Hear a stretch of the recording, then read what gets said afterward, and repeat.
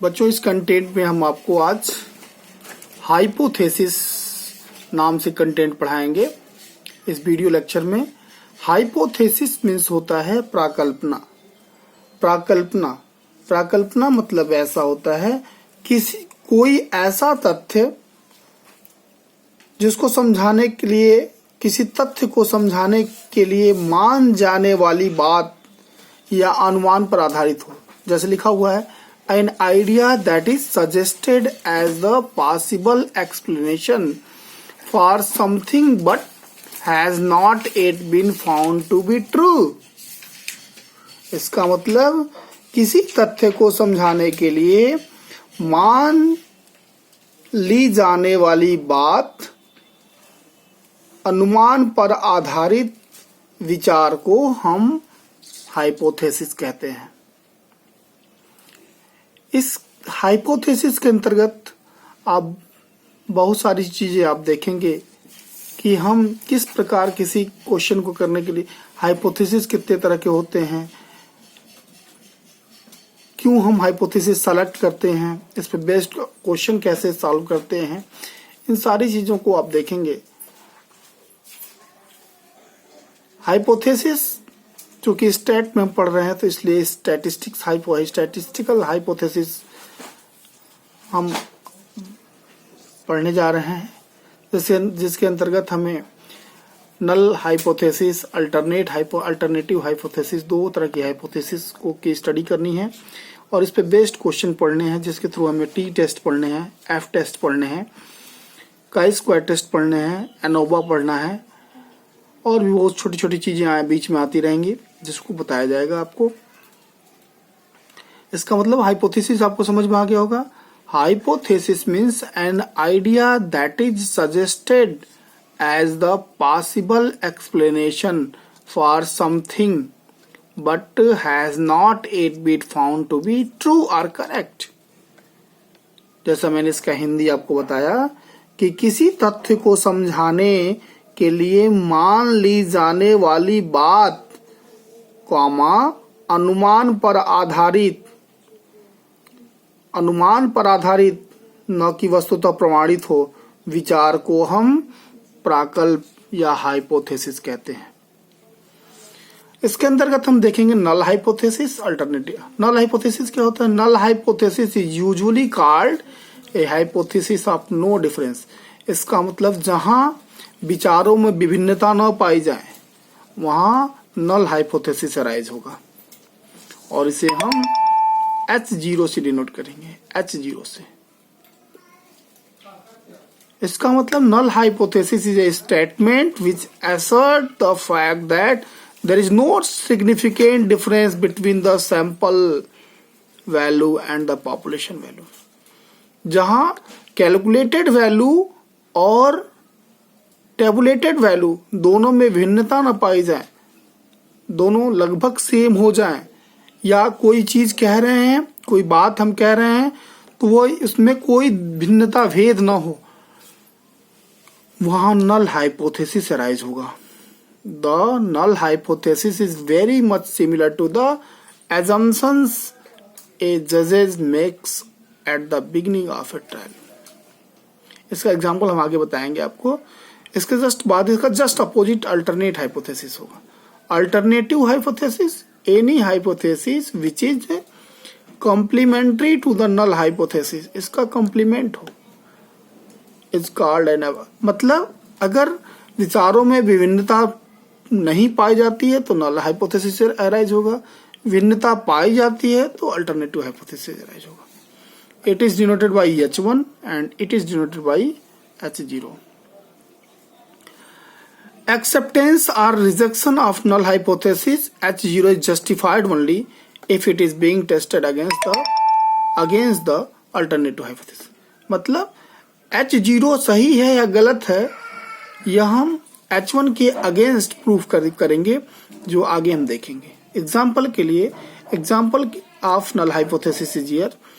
Given the test score of two random samples, one of man and one of woman, test score of two random samples, one of man, of woman, does one group differ from the other.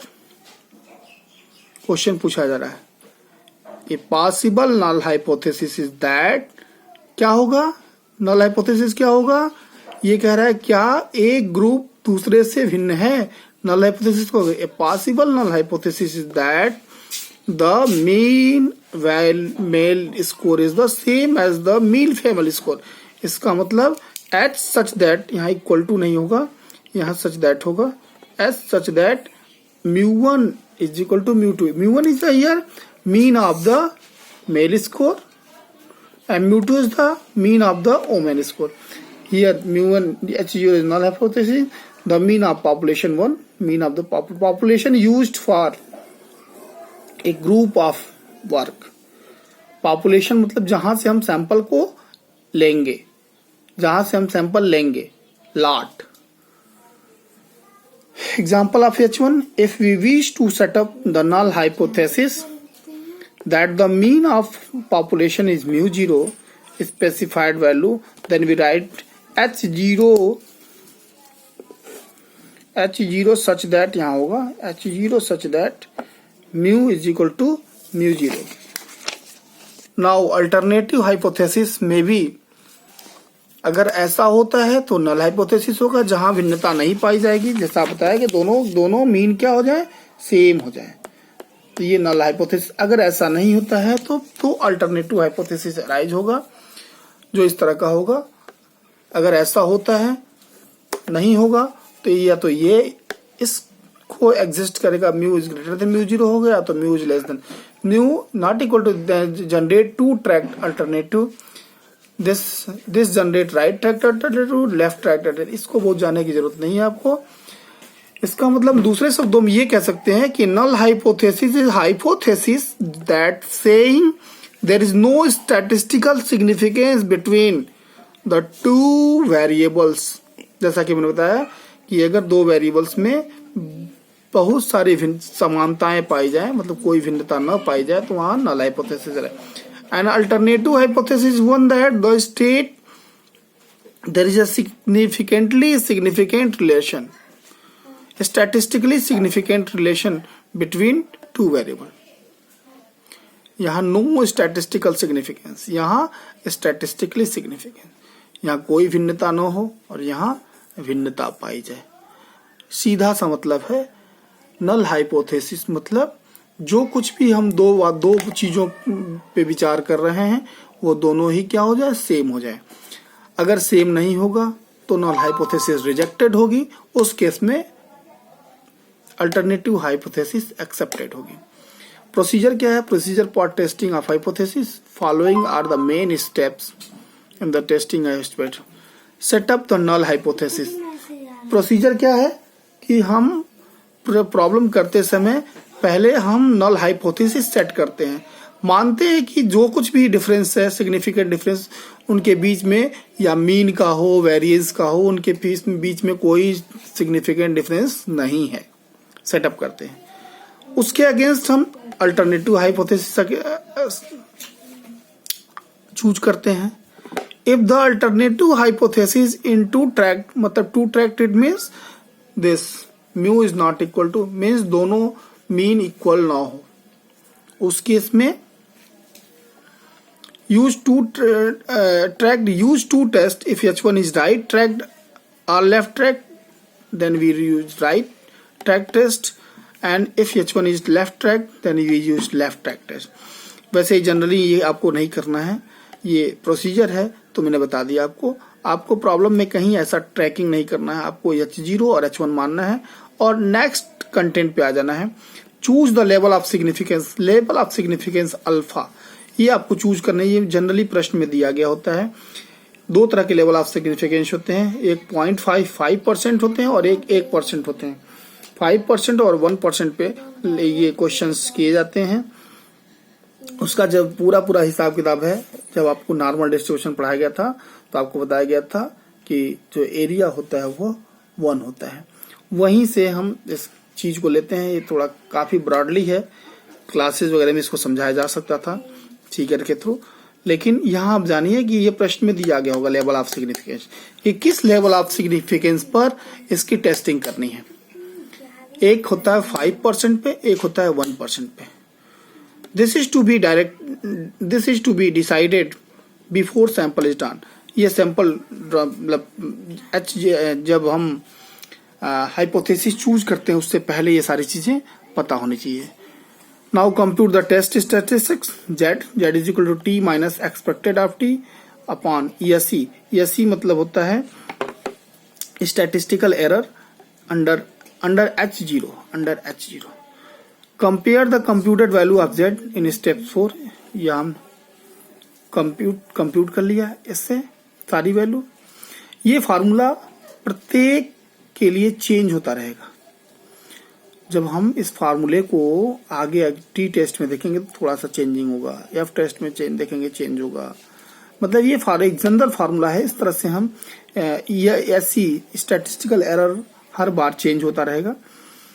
Z in step with the critical value of Z alpha at the Z alpha is a significance level of significance given significance level alpha. मतलब ये आपको जो level of ये Z alpha जो होगा वो आपको table से मिलेगा। जब हम टेबल देखेंगे, अभी मैं टेबल आपको दिखा दूंगा। जब हम टेबल देखेंगे तो वहां से जेड अल्फा की वैल्यू मिलेगी 5% लेवल पे या 1% लेवल पे at the given significance level.